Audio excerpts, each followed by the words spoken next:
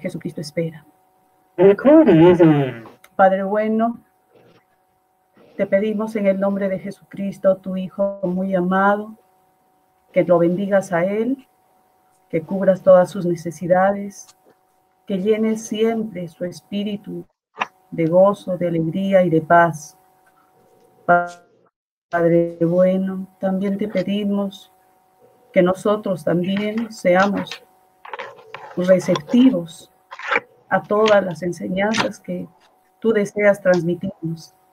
Te doy gracias, Padre, porque tú eres el Maestro, el que siempre quiere darnos la guía, la formación, las enseñanzas que nos van a ayudar a crecer en el amor, para que cada día podamos servirte mejor a ti y a nuestros hermanos. Gracias, Padre, por esta noche. Sigue bendiciendo a nuestro hermano Gustavo. Te damos muchas gracias por su vida y te pedimos que lo cuides, lo protejas de todo mal, cuide su salud, Señor. Bendito y alabado seas por siempre.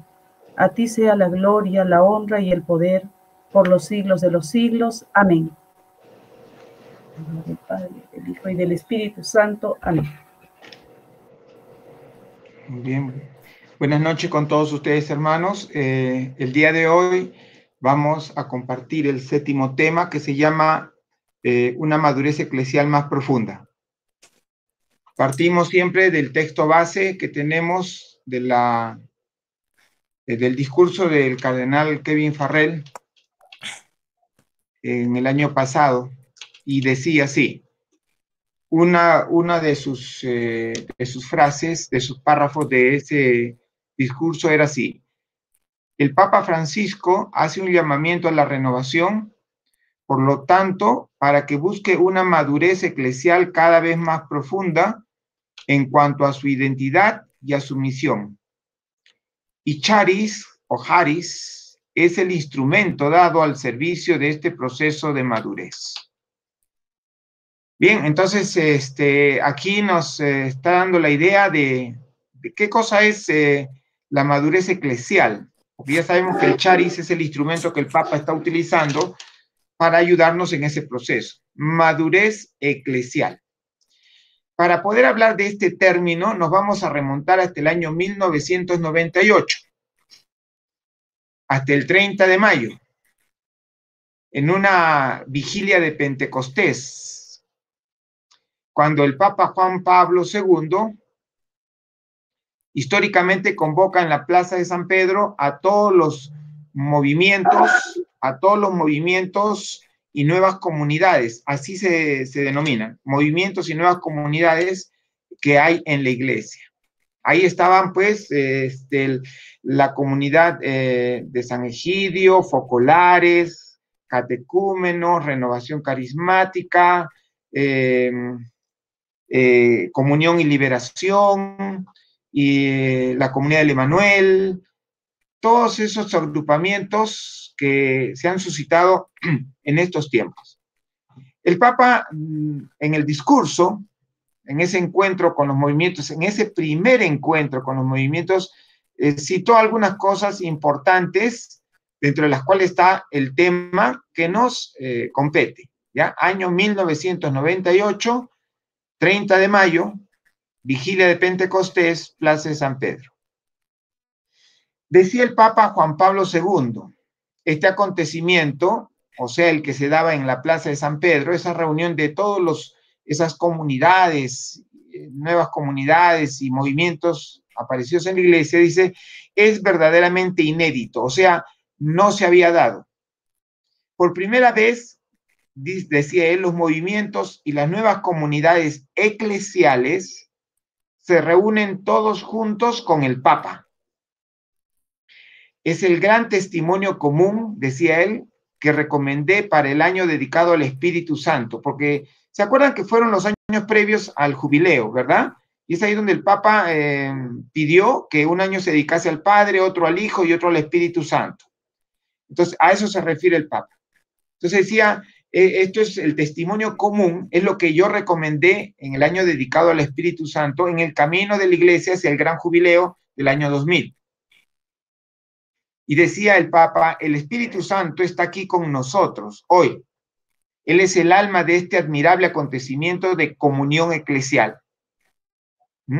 ¿Qué se da cuando se reúnen personas de diferentes grupos bajo la tutela, visión de la jerarquía de la iglesia, en el caso del Papa y de los obispos? Se llama comunión eclesial. Ya, a ver si anote ese nombre, comunión eclesial. Ya está. Reunión de todos los agrupamientos. Más abajo, en su discurso decía, aclara cosas interesantes que me gustaría compartir con ustedes, que pronto ya las vamos a profundizar en los demás temas, pero decía así, siempre cuando interviene el espíritu, produce estupor, refiriéndose a la aparición de estos grupos, ¿no? Porque estos grupos se han dado después del concilio, algunos, después del concilio Vaticano II, el gran acontecimiento, y han ido apareciendo poderosamente. Entonces decía, siempre cuando interviene el espíritu, produce estupor, suscita eventos cuya novedad asombra. Está refiriéndose a los nuevos agrupamientos, especialmente a la renovación en nuestro caso, porque esas palabras debemos tomarlas como que las está diciendo directamente a nosotros, ¿ya? Entonces dice que siempre, cuando el espíritu interviene, produce estupor, suscita eventos cuya novedad asombra. Sigue diciendo, y el espíritu cambia radicalmente a las personas y a la historia. O sea, cuando el espíritu está, hay un cambio radical, ¿ya?, de la persona, de la historia. Y dice así el Papa, esta fue la experiencia inolvidable del Concilio Ecuménico Vaticano II. No se olvide, hermanos, que hablando del Concilio Vaticano II es fundamental, por eso usted tiene que irse adecuando a este término, a este documento, porque todo parte de allí. La historia última de la Iglesia parte del Concilio Vaticano II. Entonces, decía el Papa, también esta experiencia se vivió en el Concilio Vaticano II, durante la cual, dice, bajo la guía del mismo espíritu, la Iglesia redescubrió la dimensión carismática, que la dimensión carismática es parte constitutiva de su esencia. Otra idea interesante que usted debe copiar. En el Concilio Vaticano II, la Iglesia descubre que la dimensión carismática, porque hay una dimensión, digamos, jerárquica y otra carismática. Siempre la jerárquica está en perpendicular y la carismática en horizontal. Dice el Papa, hemos descubierto o redescubierto, porque esto ya siempre se ha dado, hemos redescubierto que la dimensión carismática es parte constitutiva de la esencia de la Iglesia. O sea que la dimensión carismática, y ese término nos pega muy bien a nosotros porque nosotros somos carismáticos. Mal dicho, como les dije anteriormente, pero así nos llamamos. Sigue diciendo el Papa ese día, el mismo Espíritu Santo no solamente santifica y dirige al pueblo de Dios mediante los sacramentos y los ministerios y los llena de virtudes, también reparte gracias especiales, está citando el concilio, ¿no? Gracias especiales entre los fieles de cualquier estado y condición, y distribuye sus dones a cada uno según quiere, citando al concilio y a 1 Corintios 12. Con esos dones hace que estén preparados y dispuestos para asumir diversas tareas o ministerios que contribuyen a renovar y a construir más y más la iglesia. Entonces, el concilio redescubre su dimensión carismática importante, descubre que los carismas no solamente son para ciertas personas, sino son para todos, y que con estos regalos que el Espíritu Santo hace que la iglesia se renueve y se construya más y más. Acá viene otra idea interesante que me gustaría que ustedes la copien, de este discurso que estoy rescatando, porque lo más importante es la madurez eclesial, pero son ideas interesantes que da también este discurso que no debemos dejarla pasar por alto. Decía el Papa, los aspectos institucional y carismático, mírenme la mano, ¿no? El aspecto institucional y el aspecto carismático son casi coesenciales en la constitución de la iglesia. ¿no? Son esenciales, los dos son importantes, dice, y concurren, aunque de modo diverso, hace una clara distinción entre lo que es lo institucional y lo carismático, dice, y concurren de modo diverso a la vida de la iglesia, a su renovación, santificación del pueblo de Dios. Partiendo de este providencial redescubrimiento de la dimensión carismática de la iglesia antes y después del concilio, dice, se ha consolidado o han aparecido una singular línea de desarrollo y aparición de movimientos eclesiales que se han ido desarrollando, dice, en el transcurso de esto, antes y después. Sigue hablando el Papa. Hoy la iglesia se alegra de constatar el renovado cumplimiento de las palabras del profeta Joel. ¿Qué dice el profeta Joel? Usted ya conoce también el texto bíblico. Derramaré mi espíritu sobre cada persona. Y eso es lo que el cardenal Suenes dijo en el Concilio Vaticano II, cardenal Suenes, ¿no? Que los carismas no eran solamente para ciertas personas, eran para todos. Y el Papa decía a los que estaban ahí, a los movimientos que estaban presentes ahí, decía, vosotros aquí presentes, los que estaban en esa plaza, sois la prueba palpable de esa efusión del Espíritu Santo. O sea, la aparición de estos nuevos grupos dentro de la iglesia, dentro de los cuales se quiere poner a la renovación, digo se quiere porque todavía no encajamos, somos una corriente, no un movimiento. Dice, ustedes son la prueba tangible de este derramamiento del Espíritu Santo. Aclara, esto nos interesa, cada movimiento difiere del otro, o sea, somos distintos. No pretendamos ser iguales. ¿Entendido, hermanos? No pretendamos ser iguales. Por eso que también debemos buscar nuestra diversidad, nuestra diferencia para hacer sal. Entonces dice, cada movimiento difiere del otro. Quiere decir que un legionario de María, ¿no? Difiere de un cristiano renovado, de un carismático o de un catecúmeno. ¿Estaría bien mi aclaración? Sí, ¿no? Me parece que está bien, porque no salgo de la idea del Papa. Cada movimiento difiere del otro, pero todos, dice, están unidos en la misma comunión y para la misma misión. Es como ahora, todos los que estamos aquí somos diferentes, tenemos diferentes apellidos, ¿verdad? Pero todos estamos bajo una misma visión, somos carismáticos y estamos trabajando para el reino de Dios. Amén. Es muy importante mantener la diferencia, hermanos. Muy importante. Ya más adelante Papa Francisco aclarará que hay que mantener la esencia del carisma. La renovación carismática tiene que, mal dicha, ya saben que está mal dicho ese término, la renovación carismática debería conservar su carisma, como también carisma que el Espíritu Santo ha dado a la iglesia. Hay una redundancia del término, pero se me entiende, ¿no? Los catecúmenos, el camino neocatecumenal, también debe conservar su carisma.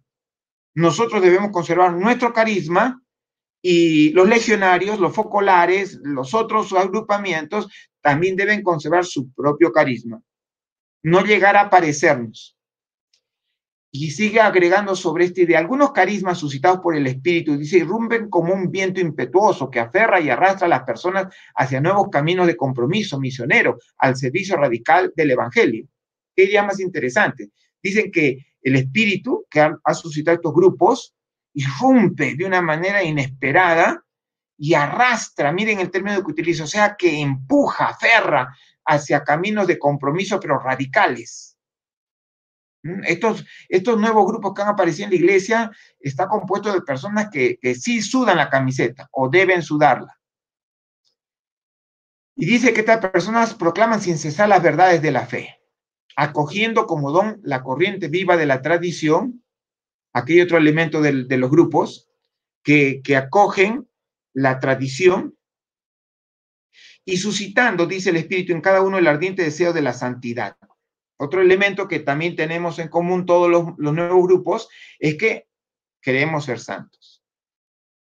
Y acá viene ya la frase, la estrofa histórica de ese día, ¿no? Que usted también ya la escuchó alguna vez. Decía, hoy a todos vosotros, reunidos en la plaza de San Pedro, y a todos los cristianos quiero gritar, decía Juan Pablo II, abríos con docilidad a los dones del Espíritu, acoged con gratitud y obediencia los carismas que el Espíritu concede sin cesar. No olvidéis que cada carisma es otorgado para el bien común, es decir, en beneficio de toda la iglesia. Voy a hacer aquí un paréntesis. Alguna vez he utilizado esto, y yo también lo he hecho, para decir que nosotros debemos estar abiertos a los carismas del Espíritu Santo, ¿no? Especialmente cuando damos el tema de los carismas. Palabra de profecía, de entendimiento, sabiduría. Muy bien, perfecto. Pero a lo que también se refiere, y mejor dicho, con más precisión se refiere el Papa, no es en sí a esos carismas de 1 Corintios, sino está hablando a las manifestaciones del Espíritu Santo que está propiciando en cada agrupamiento. La renovación es un don, un regalo de Dios a la iglesia. Las hermanitas, hermanitos de las almas desamparadas, no sé qué grupo será ese, también son un don, un regalo de Dios para la iglesia. Entonces, a lo que decía esto el Papa era que debemos abrirnos, los carismáticos se deben abrir a los catecúmenos focolares, legionarios, y deben abrirse a ellos. A eso se refería el Papa. Y eso lo aclaró el Monseñor Javier del Río Alba en la gran vigilia de los nuevos movimientos, de los movimientos y nuevas comunidades en la celebración, en el marco de la celebración de los 400 años de la arquidiócesis. ¿Se acuerdan de esa celebración? ¿No? Coliseo del Pilar, ahí nos reunimos todos. Y ahí dijo eso también.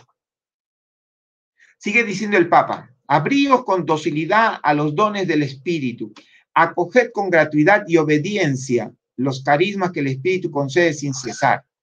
No olvidéis que cada carisma es otorgado para el bien común. Si aplicamos esto a lo que les estoy diciendo, quiere decir que, por ejemplo, los hermanitos de la comunidad de San Egidio, por ejemplo, ¿no? Que usted no lo conoce de repente, es un don, es un carisma que es otorgado para el bien de todos en la iglesia, porque ellos tienen algo que nos va a beneficiar a todos. Igual los hermanitos de tal otro movimiento, igual nosotros tenemos algo que va a beneficiar a toda la iglesia. Sigue hablando, por su naturaleza, aquí habla algo bonito de los carismas. Dice, por su naturaleza los carismas son comunicativos y suscitan la afinidad espiritual entre las personas. Ya está. Entonces vamos a transcribir esta frase. Dice, por su naturaleza, los regalos útiles para el bien común que da el Espíritu Santo, ¿no? Tienden a ser comunicativos, tienden a iniciar una relación, una comunicación. Y tienden también a suscitar la afinidad espiritual entre las personas, el acercamiento. Si nosotros, como cristianos renovados, que es el término correcto que está enseñando Reñero Cantalamesa, si nosotros, los que nos decíamos carismáticos, porque ya ese es un término exclusivo, ¿eh? Y ya deberíamos comenzar a cuestionarlo. Si nosotros, los cristianos renovados, no estamos suscitando un acercamiento con los demás miembros de otros grupos dentro de la iglesia, no estamos cumpliendo, ¿no?, el fin para el cual se nos ha dado una manifestación del Espíritu, un carisma. Entonces, eso es lo que tenemos que trabajar ahora cuando hablamos de madurez eclesial, hermanos. Yo entiendo que por los mismos problemas internos que tenemos dentro de, por ejemplo, de la renovación carismática de Arequipa, al interior nomás solamente de esta diócesis, es tanto los problemas y deficiencias que tenemos que muchas veces hemos dejado a segundo plano o hemos relegado completamente esta función que también debemos tener. Porque siempre hay una proyección hacia adentro, ad intra, y hay una proyección hacia afuera, ad extra. También esos términos se los he mencionado alguna vez a ustedes, ¿no? Es una dinámica que se da en todo momento en la iglesia. Yo entiendo que por los múltiples problemas que hay, nos hemos abocado a solucionarlos, que faltó el responsable allí, que no hay servidores allá, que los hermanitos se han disgregado por aquí, eso está muy bien. Pero hemos descuidado esa función de ir hacia afuera,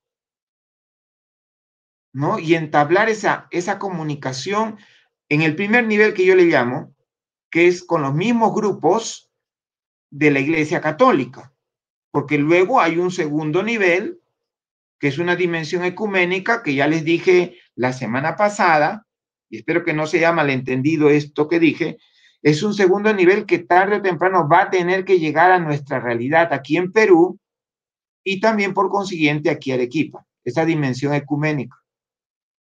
Entonces, ni siquiera hemos empezado posiblemente a relacionarnos con los demás grupos dentro de la Iglesia Católica. Y ahí estaríamos faltando a esto que dice el Papa Juan Pablo II. Por su naturaleza, los carismas, o sea, los focolares, los catecúmenos, los carismáticos, son comunicativos. No somos chunchos, yo le diría así, no somos chunchos. ¿Y de qué suscitamos? Una afinidad, un acercamiento, una hermandad entre todos. ¿No? Yo quisiera preguntarles a algunos aquí, ya, ¿ustedes conocen algún catecúmeno? ¿Y ustedes conocen algún focolar? ¿Conocen a algún miembro de la comunidad del Emanuel? ¿De las bienaventuranzas? Tal vez de bodas de Caná sí, pero están muy cerca. Pero los demás, a veces ni bodas de Caná. ¿Conocen algún miembro de la comunidad católica Hadai? ¿Qué hemos hecho, hermanos? Nos hemos aislado, me parece.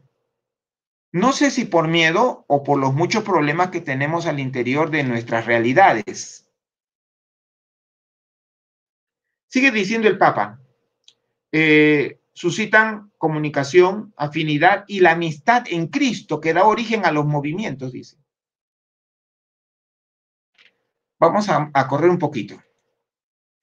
Dice, su nacimiento y difusión han aportado a la vida de la iglesia una novedad inesperada. No se olvide, ¿ya? La aparición de los nuevos movimientos, de los movimientos y nuevas comunidades, no me acostumbro a ese término. El nacimiento de los movimientos y nuevas comunidades son una novedad inesperada. Subraye eso, porque eso lo dijo Benedicto XVI, lo dice Juan Pablo II, ¿no? Lo dice la Iglesia. O sea, no hemos sido esperados, en otras palabras. Estaba esperando que nazca un niño varón y le salió mujercita. Inesperado, ¿verdad? Inesperado. Pero a la final creo que va a tener que querer a la mujercita y a veces la quieren más que al varoncito. Pero dice el Papa, el nacimiento de estos grupos que están aquí en la Plaza de San Pedro han aportado a la vida de la iglesia una novedad inesperada, a veces incluso sorprendente. ¿Y esto qué ha suscitado? Dice, interrogantes. Con la renovación, ¿cuántas no? Malestares, ni qué hablar con nosotros. Tensiones, cualquiera. Y algunas veces han implicado presunciones e intemperancias, por un lado, y no pocos prejuicios y reservas por el otro. Ha sido un periodo de prueba para su fidelidad, decía el Papa en el año 98, ¿eh? Dice, ese tiempo en el cual ustedes eran ya cuestionados, y quiénes son estos grupos, ¿no? ¿Y qué están haciendo acá? Dice, ha sido un periodo de prueba para su fidelidad. Por eso es que Dios lo permite. Es lo que yo les estaba hablando anteriormente, ¿no? ¿Por qué Dios ha permitido esta inserción de la renovación de una manera tan dramática en la Iglesia Católica? Porque es un periodo de prueba para ver nuestra fidelidad. Dice, y una ocasión importante para verificar la autenticidad de los carismas. Y acá dice, hoy ante vosotros,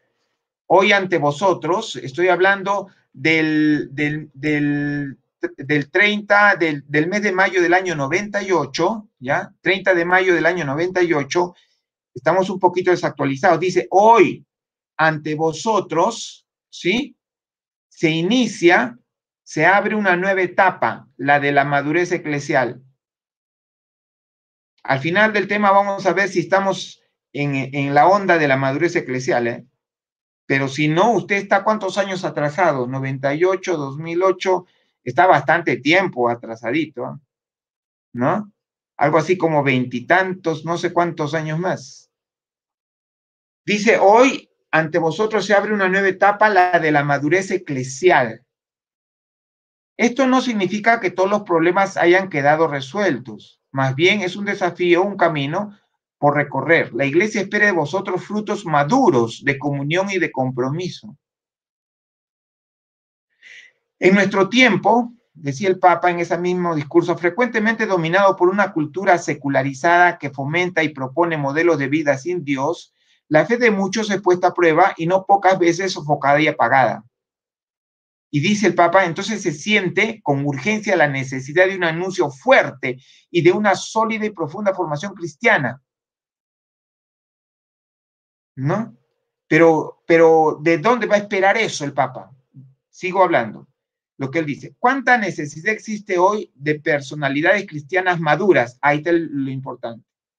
¿Por qué se nos pide una madurez eclesial? Para ser personas maduras que podamos enfrentar lo que él está diciendo ahorita, pues, los desafíos de esta sociedad.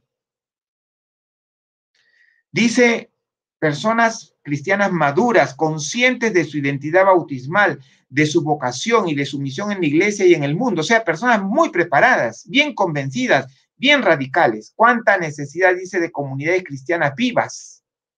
También subraye el término, comunidades cristianas vivas. Quiere decir que hay comunidades cristianas muertas.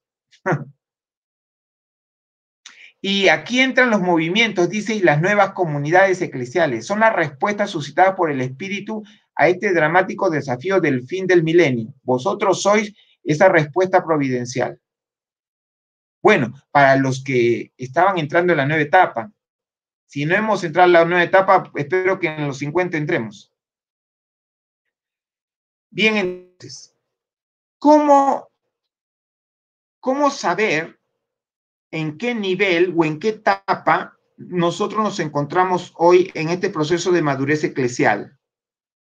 ¿Cómo saberlo? Siempre hay que dar un test, una medida para que ustedes evalúen y puedan ver en qué etapa están, en qué grado están. Para eso, vamos a utilizar, para saber si cuán maduros estamos nosotros, ¿no? Si estamos en esto de la maduración eclesial, vamos a aplicar lo que se llama criterios de eclesialidad. ¿Ya? Subraya ahí, criterios de eclesialidad para las asociaciones laicales, que somos nosotros. Criterios. ¿Qué criterios vamos a tener? Lo vamos a tomar de la exhortación apostólica Christi Fidelis Laici, ¿no? Christi Fidelis Laici de Juan Pablo II, sobre la función de los laicos y visión, ¿no?, de los laicos dentro de la iglesia. Bien, entonces apliquemos los criterios. ¿Qué podemos decir? Primero, toda la vida asociada, y en este caso también los carismáticos, porque somos una agrupación de asociados, ¿no? Por ejemplo, está llamada a reflejar en sí misma el misterio del amor de Cristo, del cual ha nacido la iglesia y sigue naciendo hasta el fin de los tiempos. O sea, todos los grupos están reflejados, están llamados a reflejar el amor de Dios, porque por el amor es que nace la iglesia, ¿no? Y las diversas comunidades y experiencias asociativas, movimientos, ¿no?, deben ofrecer al mundo el testimonio claro y explícito de su sentido de iglesia, puesto de manifiesto en su testimonio de vida, ¿no? Entonces, en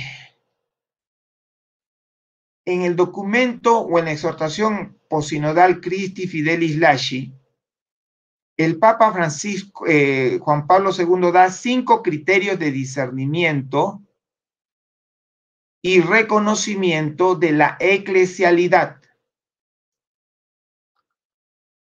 Viene un hermanito de los focolares, ya está, por no llamar un carismático o de otro movimiento. Va y le dice al Papa, no, su santidad, yo soy de tal grupo y yo pertenezco a la Iglesia Católica. Y el Papa dice, un ratito, vamos a aplicar los 5 criterios de discernimiento y reconocimiento si realmente tú, perteneciendo a ese grupo X de la Iglesia, eres realmente un cristiano católico.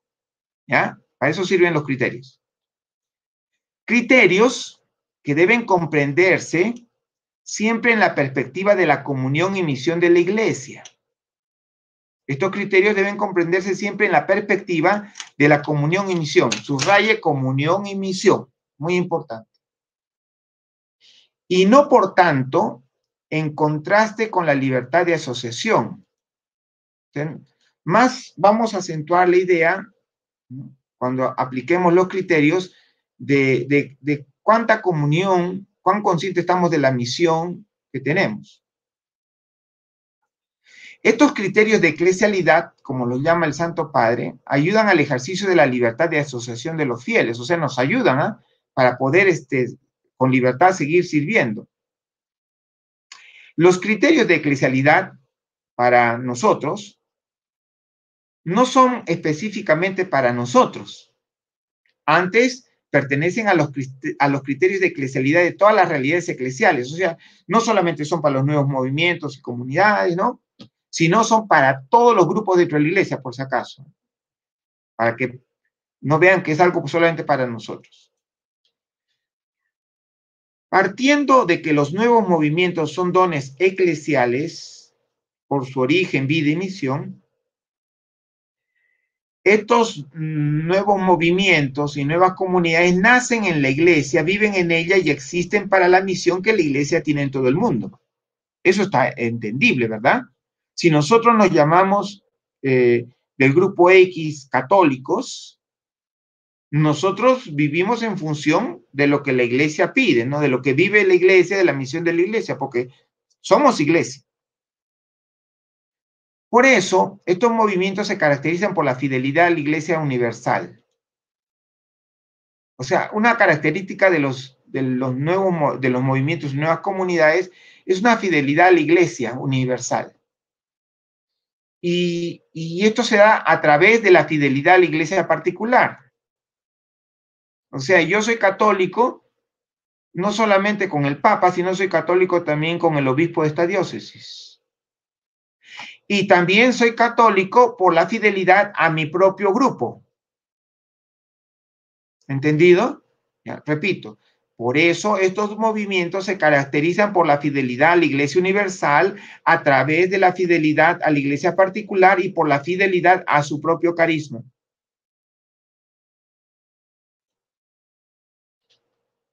Yo le sirvo al Papa, yo le sirvo al obispo, y yo le sirvo a la renovación carismática, ¿no? Y yo no necesito un título para servir, ni tampoco un certificado, hermanos. Yo sirvo. Y créanme, espero no sacarle la vuelta nunca o ponerle los cachos a la renovación. ¿Saben qué significa eso, verdad? Que yo me vaya pues, con otro grupo, que me vaya con el X movimiento. Yo le soy fiel a la renovación porque se ha visto el caso y el hermanito Periquito de los Palotes, ¿dónde está? ¡Ah, él! Ya se volvió de la comunidad de los santos silicios, ya está. Él está en la comunidad, pero todos somos católicos, sí, hermano, todos somos católicos, pero tenemos diferentes funciones dentro de la iglesia. O sea, nosotros debemos saber de que no solamente debemos ser fieles al Papa, fieles al obispo, sino también fieles al grupo donde estamos. Y recomendarles a todos que donde Dios los sembró, ahí se deben quedar. No, es que Dios ahora me ha llamado para hacer tal cosa. ¿Cómo que Dios te ha llamado? O sea que por las puras alberjas te sembró aquí en la renovación. Porque es lo que dicen normalmente las personas. Le digo, hermano, ¿y hasta cuándo piensa estar con nosotros? Hasta cuando Dios lo quiera. Eso no es permitido, hermanos. Y eso se lo he dicho a muchas personas que ahorita no están. Y todavía se enojaron cuando yo le dije, hermano, esa respuesta está mal. Esa respuesta está mal. No es hasta cuando Dios... Eso es dar cobertura al diablo para que nos meta la cizaña y nos vayamos de aquí. Dios me sembró aquí, yo me quedo aquí. Aquí lo conocí a Jesús, aquí me quedo. No es que yo soy llamado, no, tú eres llamado aquí porque Dios no se hubiese equivocado en llamarte aquí. Muy bien, entonces los carismáticos tienen que seguir siendo carismáticos y no deben convertirse en otra cosa que no sean carismáticos. Corrijo, cristianos renovados. Ya parí injertando y metiendo el nombre, el término, cristianos renovados. Y esto es interesante porque dice algunos documentos que he revisado que la autosuficiencia de cualquier grupo carismático, o sea, de cualquier grupo carismático, o sea, no se refiere a los de la renovación, sino a cualquier grupo de la iglesia, porque todos los grupos de la iglesia son carismáticos, porque son carismas del espíritu. El problema lo vamos a tener nosotros, hermanos, porque nos llamamos carismáticos. Por eso está mal que nos adueñemos de un término que es de toda la iglesia, porque va a haber confusión. Acá dice la autosuficiencia de cualquier grupo carismático, ¿no? Se está refiriendo a cualquier movimiento de esos de ahí grandes que hay por ahí afuera, porque son carismáticos, porque son carismas del espíritu, ¿no? Dice, sería un suicidio eclesiológico. O sea, nosotros debemos estar siempre injertados, nunca por nuestro lado. Entonces, estos criterios de eclesialidad los encontramos en el número 30. Anote, Christi Fideles Laici, vocación y misión de los laicos en la iglesia y en el mundo, en el número 30, ¿ya? Ahí usted va a revisar en su documento. Dice el Papa Juan Pablo II, la necesidad de unos criterios claros y precisos de discernimiento y reconocimiento de las asociaciones laicales, también llamados criterios de eclesialidad, es algo que se comprende siempre en la perspectiva de la comunión y misión de la iglesia, y no, por tanto, en contraste con la libertad de asociación. Si nosotros vamos a poner lineamientos, dice el Papa, no estamos atentando contra su libertad de asociarse, no, sino que lo estamos viendo en función de la comunión, del bienestar de la unidad y del trabajo que debemos hacer en la iglesia. Por eso es que tienen que haber criterios de eclesialidad, para que podamos trabajar bien y podamos convivir bien. Porque tú te puedes reunir con quien quieras y llamarte como quieras. Lo único que tú tienes que tener ciertas características, ¿verdad? En común con los demás. En esas características, en estos criterios de eclesialidad, es donde se ve la madurez eclesial de los grupos. Por eso es que estoy metiendo este tema acá. Como criterios fundamentales, decía el Papa, para el discernimiento de todas y cada una de las asociaciones de fieles laicos en la Iglesia, se puede considerar unitariamente los siguientes. Primero, el primado que se da a la vocación de cada cristiano a la santidad. Ponga ahí primero santidad. El primer criterio es de santidad. Y recuerden que la renovación carismática, en sus orígenes, ¿no?, está inspirado en los movimientos de santidad. O tiene digamos, sus parecidos, porque no somos iguales, sus parecidos en las iglesias negras de Estados Unidos, que eran iglesias de santidad, que buscaban la santidad, que propiciaban la santidad, que anhelaban la santidad. Y nosotros también tenemos cierto parecido con ellos, miren los términos que estoy utilizando para que no digan que somos iguales. Que nosotros también, en un comienzo, no sé si ahora, estamos buscando la santidad, ¿no? Dice el Papa, y que se manifiesten los frutos de gracia que el Espíritu Santo produce en los fieles. O sea, esa santidad es un criterio para saber si yo soy una persona madura en la iglesia, ¿no? Pero ese criterio de santidad no se da porque yo volteo los ojos al cielo, porque usted ha visto que hay personas que voltean los ojos al cielo como que les está dando no sé qué, ¿no? Poseídos parece. Los ponen los ojos en blanco cuando oran. Algunos tiemblan, yo tiemblo, ¿no? Algunos ponen el rosario en la mano, la cruz en la otra mano, parecen, no sé, San Martín de Porres, parece, ¿no? Pero esos no son los criterios de santidad. ¿Dónde están los criterios de santidad, hermanos? Usted lo debe saber. No está en los carismas, está en los frutos. ¿Ya? Entonces, dice, se manifiesta esta vocación a la santidad en los frutos que produce el cristiano. ¿Cómo, hermano, me dice que eres santo si llegas tarde a la reunión? ¿Cómo me dices que eres santo si no te comprometes con este grupo ni con aquel? Eres como un picaflor. ¿Cómo me dice que eres santo? ¿Por rezar el rosario? No, es por los frutos que das, por los frutos de conversión, ¿no? Frutos de conversión. Lo demás son medios.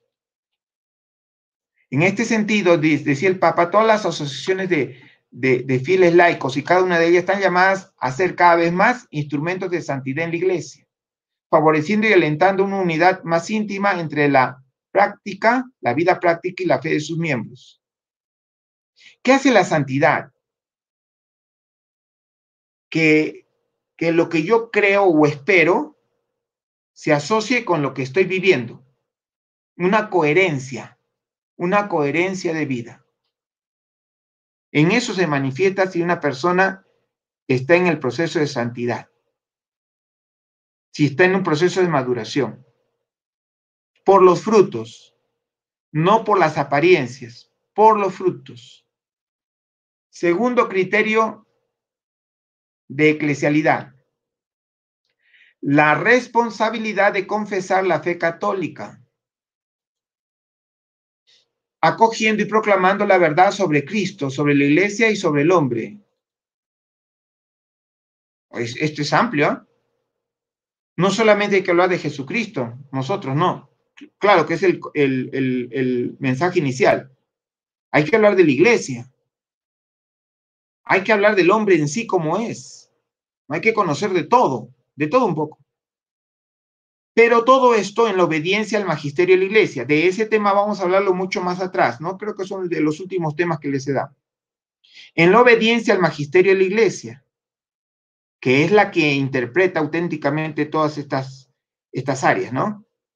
Por esta razón, cada asociación de fieles laicos debe ser un lugar en que se anuncia y se propone la fe y en el que se educa para practicarla en todo su contenido.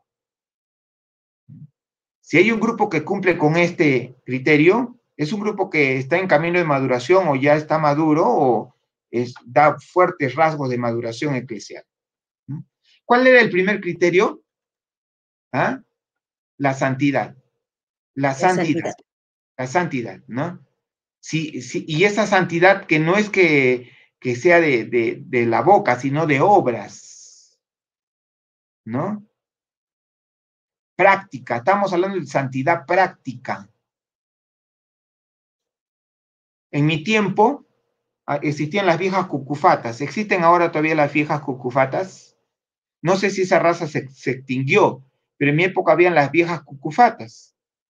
Las viejas cucufatas, según mi abuelo, eran esas viejas que estaban golpeándose el pecho en la iglesia todo el día, con el rosario en la mano, y tenían una lengua más larga que una espada afilada.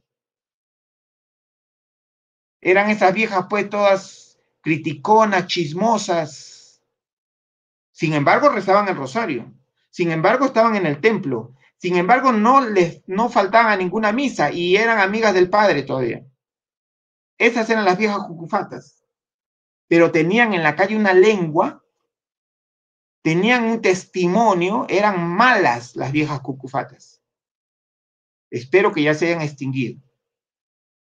Entonces, estamos hablando de una santidad que no se mide por lo que aparentamos, porque esas viejas cucufatas aparentaban ser santas, sino por las obras, por lo que hacían, por los frutos. Segundo criterio, ¿cuál era la responsabilidad de confesar la fe católica? En todas las áreas, ¿no? Querigmática, en doctrinal de la iglesia, ¿no? En lo que respecta al ser humano, pero en comunión con el magisterio de la iglesia. Ustedes se habrán dado cuenta de que yo siempre les cito algún documento de la iglesia. siempre trato de buscar una referencia en cuanto la iglesia dice sobre este tema. Inclusive, por ejemplo, cuando yo trato de hablar, por ejemplo, sobre la danza, y ya esto lo hacen también otras personas, siempre busco un aval, un asentamiento, algo que me ampare dentro de la Iglesia Católica, porque esa información fuera de la Iglesia hay cantidad de información, y muy buena, pero tiene que ser amparado por el magisterio de la Iglesia. Y créanme, hermanos, en el magisterio de la Iglesia hay todo. Lo que pasa es que no lo han puesto a la luz, o sea, está todo ahí debajo de un montón de libros y tantas cosas. Entonces, una persona que es madura en la fe, que está injertándose en la Iglesia Católica verdaderamente, pues busca proclamar la verdad, ¿no? Pero tomando como sustento lo que la Iglesia dice. Lo que la Iglesia dice. Tercer criterio de eclesialidad. El testimonio de una comunión firme y convencida en filial relación con el Papa y el obispo, agregue ahí. Yo amo al Papa mucho, dicen, pero el obispo no. Pero el obispo de tu diócesis, por eso les digo que la realidad de la renovación de Arequipa difiere porque tenemos otro pastor aquí. La diócesis de Arequipa, bueno, es porque yo soy de aquí, vivo acá, me parece que es una de las mejores diócesis del Perú, ojalá que usted lo crea también así. Al menos en liturgia nos pasamos, en liturgia nos sacamos 20, porque si hubiese 21, 21 se lo pone. Porque el obispo de esta diócesis es estricto en la liturgia. Y hacen unas liturgias impecables, por no mencionar otras de otro sitio.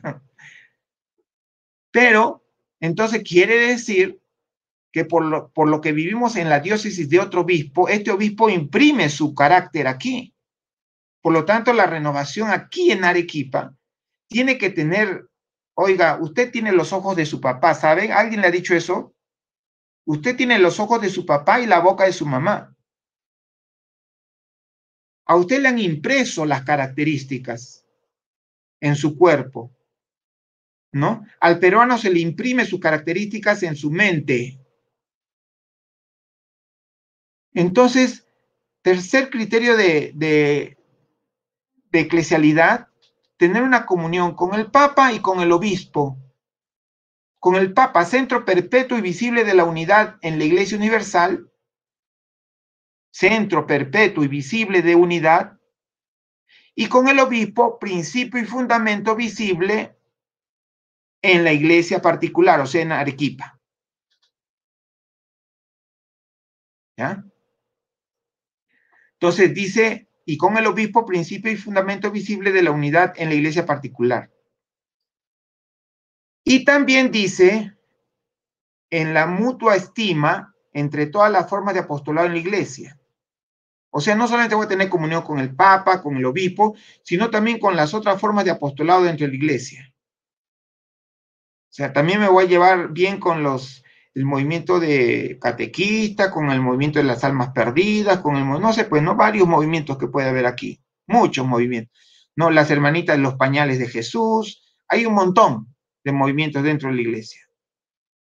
Entonces, yo me tengo que llevar bien, entrar en comunión con ellos. Tercer criterio ¿no? De eclesialidad. Porque si yo soy un grupito que me cierro en mí mismo y no comienzo a compartir, ¿qué ocurre? Yo he visto que en las reuniones cuando hace Monseñor en Yanaguara, comienza a llamar, ¿no? A ver, los hermanitos de la comunidad de los pañales del niño Jesús, levántense. Y se escuchaba un grillo. Silencio. Y el obispo decía, ¿dónde están los hermanitos de los santos pañales? Los hermanitos de los santos pañales brillaban por su ausencia en las reuniones que el obispo convocaba. Y un vicario por ahí chistoso decía, están orando, No están aquí porque están orando. Y todos, se reían, ¿no? Porque los hermanitos de los santos pañales no estaban en esa reunión. Tal vez estarían lavando los santos pañales, pero no estaban en la reunión que el pastor de esa iglesia estaba convocando. O sea, daban la impresión que los hermanitos de los santos pañales eran ovejas chúcaras, como yo le llamo. Ovejas que andan brincando fuera del corral y que andan haciendo su vida por ahí. Y recuerde que cuando una oveja sale del corral y anda caminando por ahí, el lobo se la puede comer. Así que siempre el obispo llama a los hermanitos de los santos pañales de Jesús y nunca están los hermanitos de los santos pañales de Jesús. Entonces, ¿qué tipo de comunión o cómo podemos decir que somos católicos? Y es más, me asombra porque dice, yo soy católico y usted no es católico. ¿Cuántas veces no me llama a mí evangélico? ¿Cuántas? Para decir no la verdad, ¿no? Y sin embargo yo soy más católico que ellos, porque llegado el momento, yo estoy allí y comulgo con las ideas y ellos no. Entonces hay que ver, hay que tener criterios de eclesialidad para saber si somos personas maduras, ¿no? La comunión con el Papa y con el obispo, decía esta exhortación, está llamada a expresarse en la leal disponibilidad para acoger sus enseñanzas doctrinales. Yo no entiendo cómo algunas personas pueden decir, las enseñanzas del Papa no me sirven,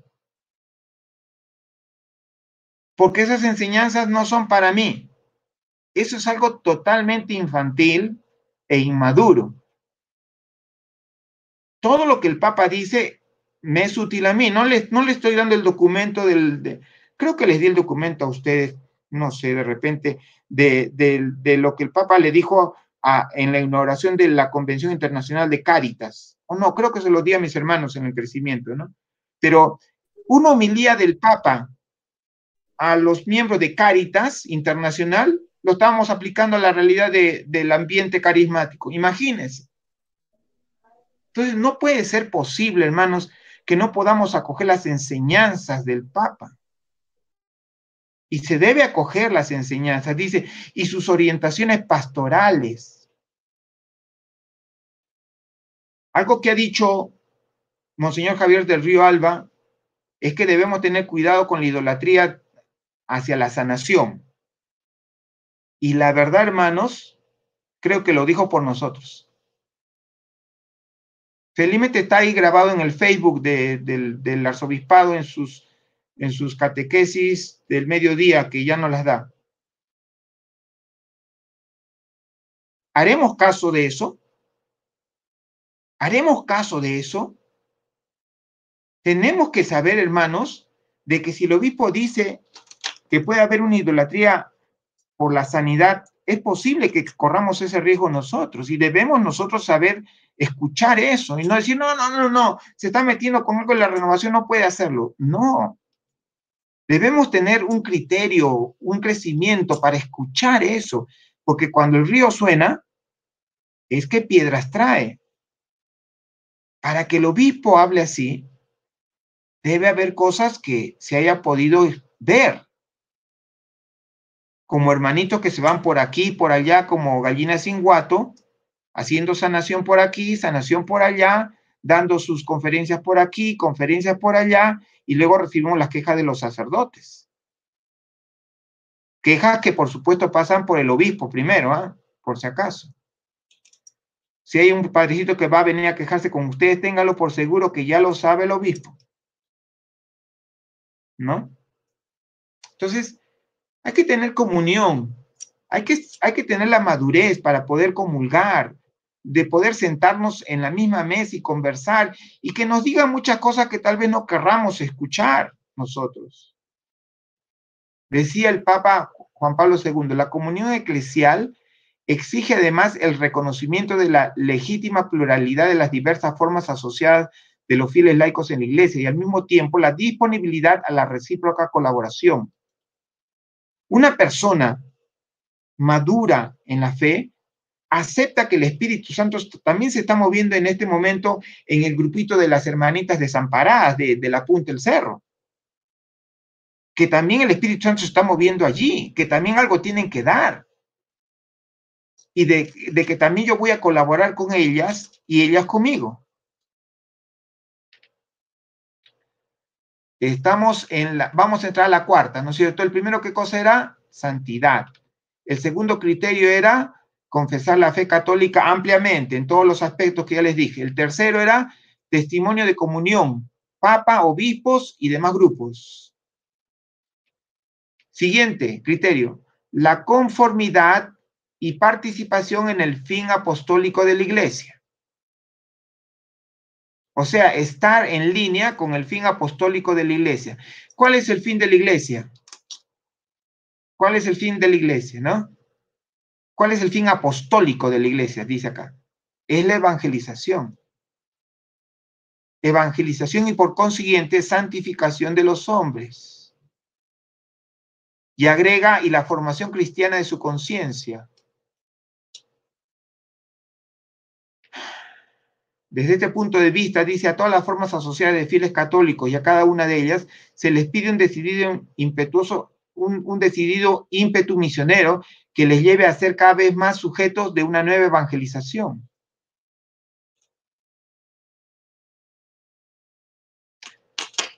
Yo me gustaría preguntarles a los grupos de oración de Arequipa, bueno, lástima que no puedo hacerlo, pero ustedes sí. Hermanita fulana y tal del grupo de oración, no sé qué tantos. En esta semana, ¿cuántas veces como grupo han salido a evangelizar a las calles? Ninguno, porque nos andamos mordiendo, peleando, nos andamos, estamos delante del Santísimo. Caramba. Igualita que los hermanitos de los santos pañales, ¿no? Están orando, todo el tiempo orando. ¿Y cuándo haciendo? O sea, ¿cuándo trabajando? Es que las monjitas del monasterio también hacen lo mismo. Oiga, pero este trabajo es activo. Las hermanitas del monasterio ya no solamente están ahí tendidas en el suelo, están haciendo cosas, están trabajando desde dentro del monasterio para afuera.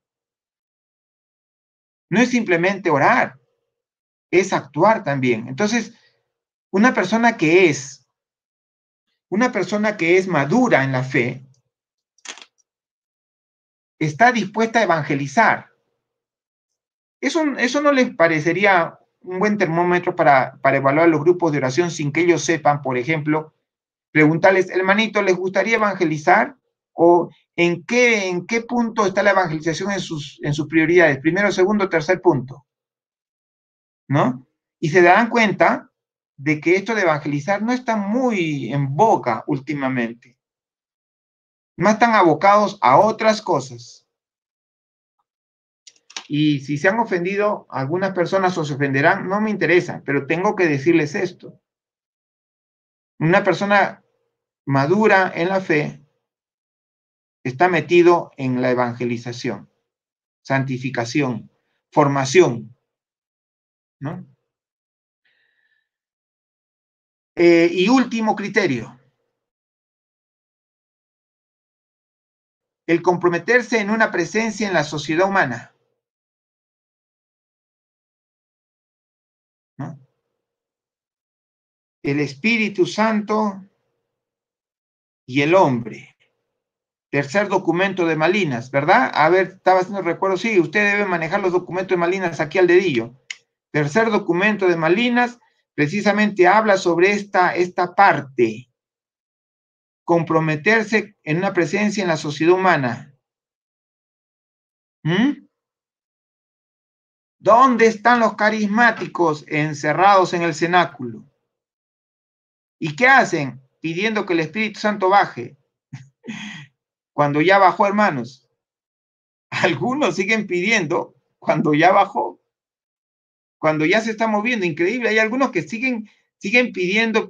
Esto lo digo en forma de figura, para que ustedes vean cómo van algunos que están encerrados simplemente en eso y no están trabajando comprometidos con el bienestar de la humanidad. Están encerrados en sí mismos. De ahí el Papa Francisco viene y dice, salgan a las periferias, vayan afuera, salgan de sus encierros. Quinto criterio, si uno está abierto a salir hacia afuera, a trabajar en esta sociedad para la gloria, para instalar el reino, es una persona que es madura en la fe. Es una persona que está madura en la fe. En Corea del Sur, me parece, me gusta cómo está la renovación por ahí. Hay una congregación de un chinito que aparece siempre en las reuniones del ICRE, bien simpático, o sea, por su manera de ser el chinito, eso con su hábito café, me parece. Él tiene un grupo, una comunidad, y hace un bien en su país tremendamente. Me gusta cómo está la renovación en la India, ¿no? Cómo hay cierto avivamiento en el África. Y en Latinoamérica, ¿cómo vamos? ¿Estamos comprometidos con la sociedad humana nosotros? ¿Estamos preparando por lo menos aspirantes a ser buenos políticos? ¿Cuántos en la renovación, sin llamar a los oportunistas, porque los oportunistas aquí no juegan, cuántos en la renovación están dispuestos a sacrificarse y entrar en el mundo de la política para bendecir esta nación? ¿O solamente estamos encriptados, encerrados en nuestro cenáculo? Recuerden que cuando el Espíritu Santo cae, saca a las personas del lugar y las lleva afuera. Es como que cayese un gran chorro de agua sobre la habitación y ¿qué hace ese chorro de agua? Expulsa hacia afuera todo lo que está ahí dentro. O sea, los saca del lugar y los lleva hacia afuera. Una persona que está crecida, que está madura en la fe, tiende ya a proyectarse sobre esta sociedad para transformarla. Porque el cristiano está llamado a transformar su entorno. El laico especialmente, ojo, según el Concilio Vaticano II, el laico está llamado a consagrar a Dios todas las realidades temporales. ¿Qué quiere decir? El carro, el trabajo, las distracciones, las diversiones, la ropa, todo lo que está ahí, ¿no? Lo que es temporal. Muy bien. Dice, en este sentido, los fieles laicos deben ser corrientes vivas de participación y de solidaridad para crear unas condiciones más justas y fraternas en la sociedad. Creo que hay un área de relaciones humanas, no me acuerdo cómo se llama el área dentro de la renovación carismática, ¿no? ¿Cómo se llama, hermana? Promoción humana. Promoción humana, discúlpenme, me olvidé, gracias. ¿Saben qué? Esa área es la última que presenta su informe en todas las áreas. La promoción humana, porque primero viene enseñanza, ¿no? Todos esos grandes ministerios, y al final, promoción humana. ¿O no es así, hermanos? Inclusive en la Junta Nacional. Y eso lo hemos dejado para abajo, cuando eso debería ser puesto por encima, ¿no? Miren cómo hemos invertido nosotros, pero bueno, eso ya queda a juicio de ustedes. Bien. Decía el Papa, con esto termino, bueno, sí, ya terminaré. Dice, los criterios fundamentales que han sido enumerados, dice, se comprueban en los frutos concretos. ¿Ya? Entonces, eso se tiene que ver en lo que vamos a producir nosotros. Esos frutos que acompañan la vida y las obras de las diversas formas asociadas, o sea, de los diferentes movimientos y nuevas comunidades. Entonces, se va a tener que ver todo lo que estamos hablando, ¿no?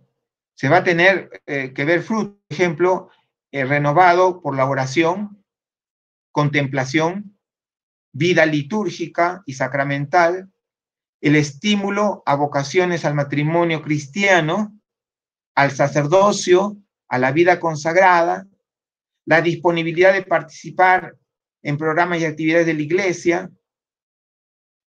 Por ejemplo, hermanos, los carismáticos deberíamos llenar el auditorio de Yanaguara. Mejor dicho, el obispo tendría que hacer una reunión para nosotros solos. Porque somos tantos, según las estadísticas, ¿no? que todos los carismáticos no cabríamos junto con los demás movimientos, lamentablemente. Porque he estado también revisando para este tema algunas estadísticas y resulta que, por ejemplo, los catecúmenos tienen 4 millones, los focolares 3. ¿Y cuánto hemos dicho que tenemos nosotros los carismáticos? Como 120 millones. Más todavía, más. Perdón, hermano. Más de 100 millones.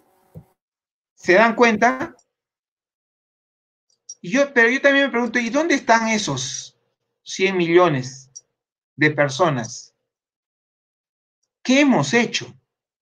¿O qué estamos haciendo? Ese debe ser nuestra principal preocupación, hermanos. ¿Qué estamos haciendo?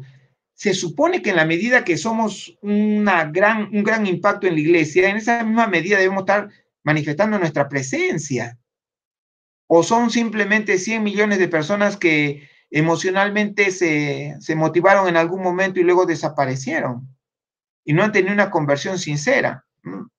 Terrible, ¿verdad? Terrible.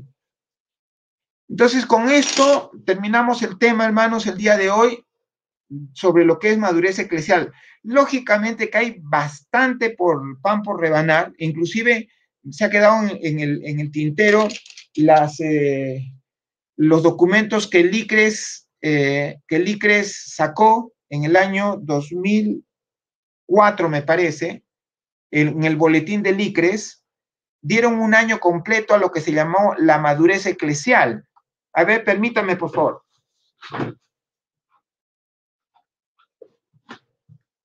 A ver, discúlpeme, pero no me acuerdo bien.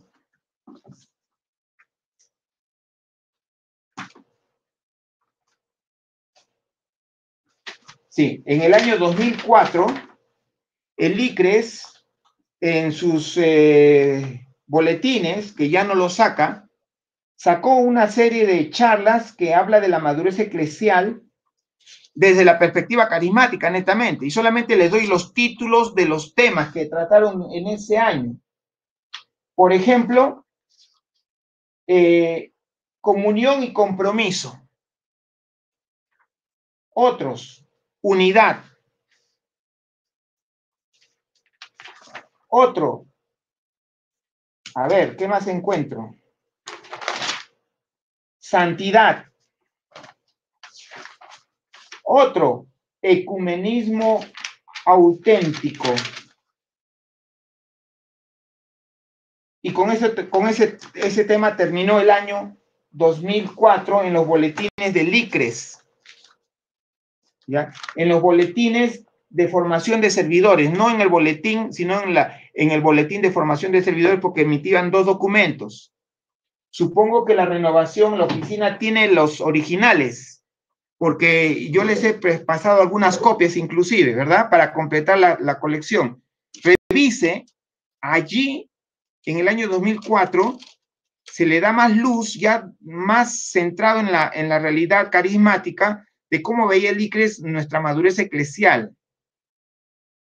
¿Desde qué perspectivas? Desde eso, ¿no? Compromiso, unidad, santidad y un espíritu auténtico de ecumenismo. ¿Ya? Entonces, eso para ser más puntuales, pero ya no hay tiempo para compartirlo, pero eso ya se le deja como tarea a ustedes. Esos boletines los pueden encontrar en internet también. ¿Ya? En la formación de servidores. Muy bien. Entonces, con eso terminamos el tema de hoy y ya la próxima semana pasaremos al 8º tema, me parece. El 8º tema.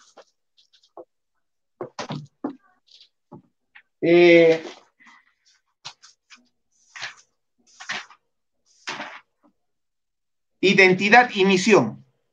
¿Ya? La próxima semana vamos a hablar sobre identidad y misión, pero ya a través de una visión más ampliada. Más ampliada.